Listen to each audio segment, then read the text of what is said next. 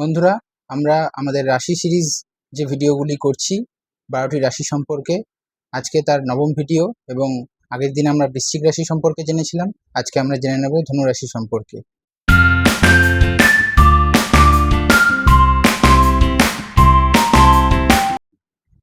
নমস্কার, আমি ইন্দ্রজিৎ দে। আমার ইউটিউব চ্যানেল অ্যাস্ট্রোলজিক্যালে আপনাদের সকলকে স্বাগত জানাচ্ছি। যারা আমার চ্যানেলটি এখনও সাবস্ক্রাইব করেননি, ভিডিওটি শুরু করার আগে তাদেরকে অনুরোধ করব চ্যানেলটিকে সাবস্ক্রাইব করে বেল আইকনটি প্রেস করে অল নোটিফিকেশন অন করে দেবেন, যাতে এই ধরনের ভিডিও সবার আগে আপনার কাছে পৌঁছে যায়।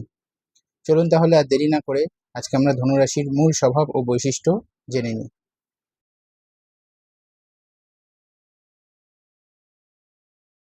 প্রথমে আমরা জেনে নেব ধনুরাশি সম্পর্কিত কিছু সাধারণ তথ্য। ধনুরাশির অধিপতি গ্রহ হল বৃহস্পতি। ধনুরাশি অগ্নিতত্ত্বের রাশি। ধনুরাশির লিঙ্গ হল পুরুষ লিঙ্গ। ধনুরাশি দ্বিস্বভাব প্রকৃতির রাশি। ধনুরাশির জাতি বা বর্ণ হল ক্ষত্রিয় বর্ণ। ধনুরাশির গুণ হল সাত্ত্বিক, সাত্ত্বিক গুণের রাশি এটি। ধনুরাশির রং হল সোনালী রং। ধনুরাশির দিক হলো পূর্ব দিক। ধনুরাশির ক্ষেত্রে ধনুরাশির যে পা, সেটা কিন্তু একটু আলাদা, কারণ ধনুরাশির চিহ্ন আমরা জানি সামনের দিকে একজন তীরন্দাজ যে মানুষরূপী, এবং তার পিছনের দিকটা ঘোড়ার আকৃতির। অর্থাৎ প্রথমার্ধ যেটা ধনুরাশির, অর্থাৎ 0 ডিগ্রি থেকে 15 ডিগ্রি যেটাকে সাধারণভাবে বলা হয়, সেই জায়গাটা কিন্তু দ্বিপাদ রাশি, অর্থাৎ 2 পা বিশিষ্ট, যেহেতু ওখানে মানুষকে দেখা যাচ্ছে। এবং শেষার্ধ যেটা, অর্থাৎ 15 পর থেকে 30 পর্যন্ত, সেই জায়গাটা কিন্তু যেহেতু ঘোড়ার চিহ্ন আমরা দেখতে পাচ্ছি, তাই জন্য ওটা চতুষ্পাদ। অর্থাৎ ধনুরাশির প্রথম ভাগটা দ্বিপাদ এবং শেষ ভাগটা চতুষ্পাদ। ধনুরাশির শক্তিশালী সময় হলো রাত্রি। ধনুরাশি একটি পৃষ্ঠদ্বয় রাশি।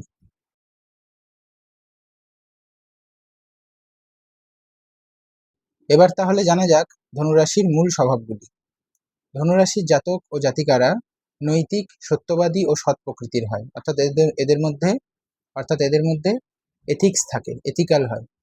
এরা রাগ করলে তার যুক্তিসঙ্গত কারণ দেখাতে পারে, অর্থাৎ এরা যুক্তিসঙ্গত কারণেই রাগ করে, আদারওয়াইজ রাগ করে না।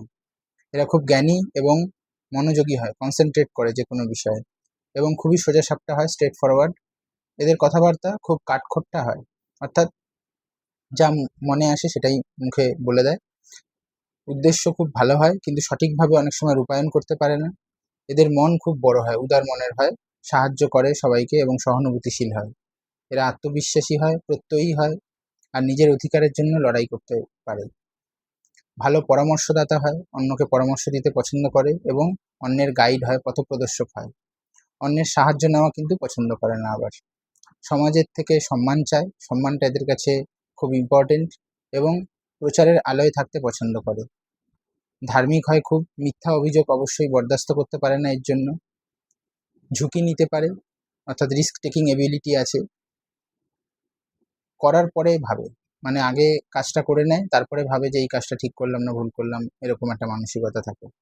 কোনো কিছু গোপন রাখতে পারে না, মিথ্যে কথা বলতেও এদের সমস্যা হয়। এরা নিজেদের ভুল বুঝতে চায় না, যদি এরা ভুল করে থাকে মানতে চায় না যে এরা ভুল করেছে। এরা মনে করে আমরা সবসময় তো ঠিক কাজই করি, কি করে ভুল করতে পারি। এদের মধ্যে একটা দায়িত্ববোধ থাকে, দায়িত্ববান হয়। তো এই হলো ধনুরাশির মূল স্বভাব ও বৈশিষ্ট্য। যারা ধনুরাশির জাতক জাতিকা রয়েছেন তাদের ক্ষেত্রে কতটা মিলবে আমি বলতে পারবো না, কিন্তু যাদের লগ্নপতি ধনুরাশিতে রয়েছে তাদের অবশ্যই অনেকটাই মিলবে, প্রায় 100%ও মিলতে পারে।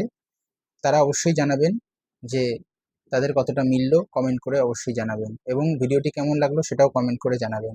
যদি ভিডিওটি আপনাদের ভালো লেগে থাকে তাহলে অবশ্যই ভিডিওটিকে লাইক করবেন এবং বন্ধুবান্ধব পরিচিতদের মধ্যে শেয়ার করে দেবেন।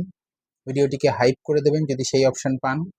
আর অবশ্যই এই চ্যানেলটিকে সাবস্ক্রাইব করে বেল আইকনটি প্রেস করে অল নোটিফিকেশন অন করে দেবেন, যাতে এই ধরনের ভিডিও সবার আগে আপনাদের কাছে পৌঁছে যায়। তাহলে চলুন আর দেরি না করে আজকের ভিডিও শেষ করি। খুব তাড়াতাড়ি অন্য আরও একটি ভিডিও নিয়ে আপনাদের সঙ্গে দেখা হবে। ততক্ষণের জন্য ভালো থাকবেন, সুস্থ থাকবেন। ধন্যবাদ।